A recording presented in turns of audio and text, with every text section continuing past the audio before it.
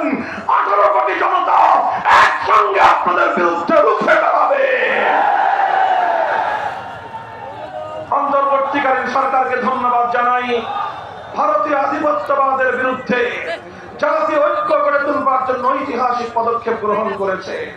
সকল ধর্মমত, হিন্দু, বৌদ্ধ, খ্রিস্টান, মুসলমান সব ধর্মের ধর্মীয় গুরুদেরকে নিয়ে ঐক্য গড়ে তুলেছেন। সকল রাজনৈতিক দলগুলোকে ডেকে ঐক্যবদ্ধ করেছেন।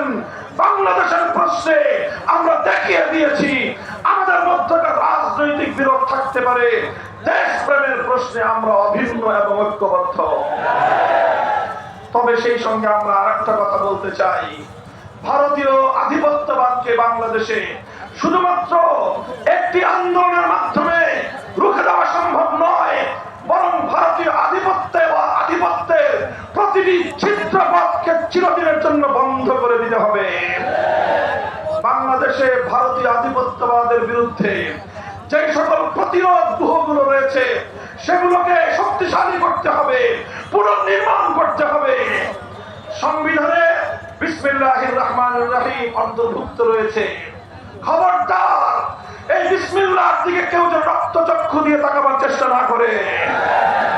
সংবিধানে, বাংলাদেশের সংবিধানে আল্লাহর উপর অবিচল আস্থা এবং বিশ্বাসের যে কথা ছিল সেটাকে আবার অন্তর্ভুক্ত করতে হবে। বাংলাদেশে রাষ্ট্র ধর্ম ইসলাম রয়েছে। অনেকে বলে রাষ্ট্র কি ধর্ম পালন করে, রাষ্ট্রের আবার ধর্মের দরকারটা কি? আমরা তাদেরকে সবিনয়ে জিজ্ঞাসা করতে চাই, রাষ্ট্র কি কথা বলে? তার রাষ্ট্রের ভাষার দরকারটা ছিল কি? 52 সালে আমার ভাইয়েরা বুকের রক্ত দিয়ে রাষ্ট্র ভাষা বাংলাকে রক্ষা করেছিল। রাষ্ট্র কথাও বলে না, রাষ্ট্র নামাজও বলে না।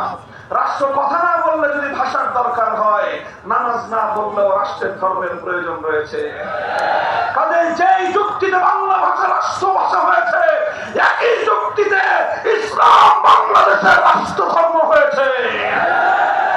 যদি রাষ্ট্র ধর্ম ইসলামের ব্যাপারে কোন ধরনের বিকল্প চিন্তা করা হয়, গোটা বাংলাদেশে বিদ্রোহের আগুন উঠবে, বিদ্রোহের আগুন জ্বলবে।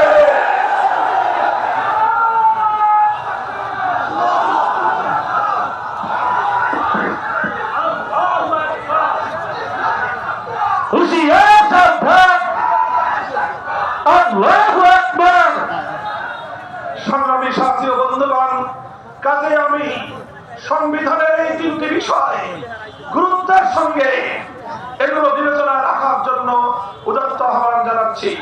4র্থ বিষয় হলো, বাংলাদেশের মানুষ কখনোই রাষ্ট্র রাজনীতি কোন জায়গায় ধর্মনিরপেক্ষ মতবাদকে মনোপ্রাণে মেনে নেয়নি। ভারতীয় আধিপত্যবাদের সূত্র ধরে 72